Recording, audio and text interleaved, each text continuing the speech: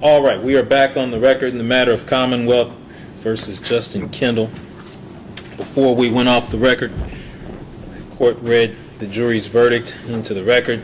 The jury did find Mr. Kendall guilty of one misdemeanor charge, which is theft by unlawful taking over $500. Mr. Kendall, by law, is entitled to have the jury fix the penalty on that at a sentence not to exceed 12 months in jail.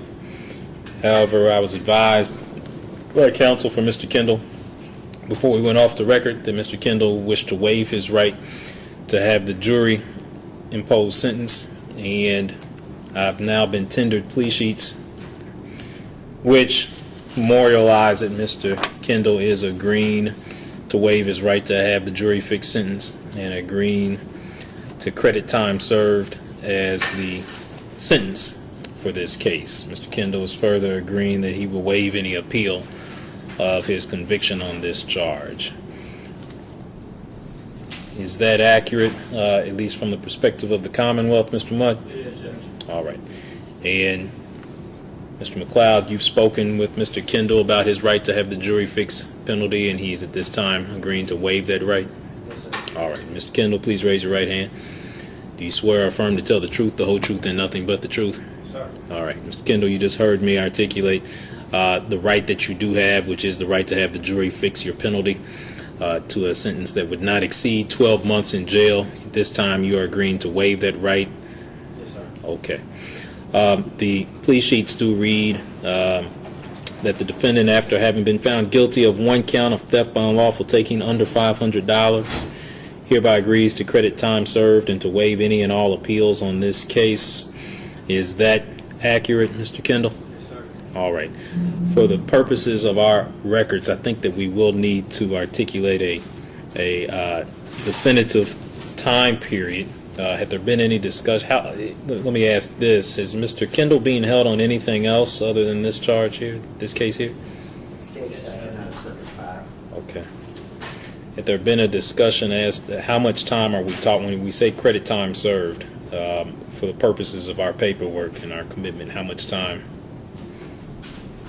12 months, Judge. 12 months? Can we do 270? Oh, I thought he wanted the maximum time to get credit for whatever. Sure. Okay. All right. So 365 days, credit for 365 days. It's my understanding as well, since he hasn't pled, it's not dead time for other things that we're holding. Without looking at, I don't have that there, but it would slightly overlap with the escape. Okay. He's been receiving time. He's got about 20 months in total. Okay. But I don't think until he actually would actually serve it, it would be considered dead time. It goes to both charges. Okay.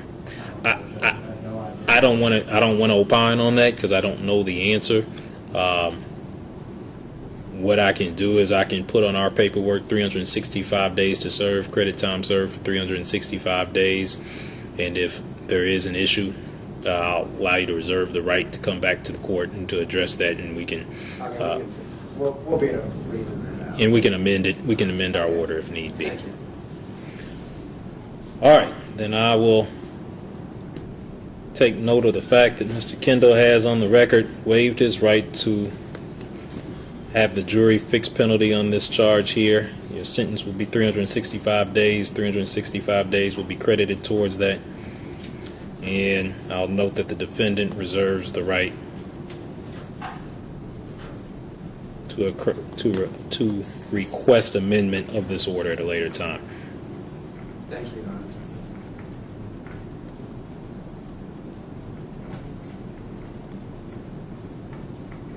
Anything further on behalf of the Commonwealth? No, Your Honor. Mr. McLeod, anything further? No, sir. All right. That'll be the court's order. Thank you all.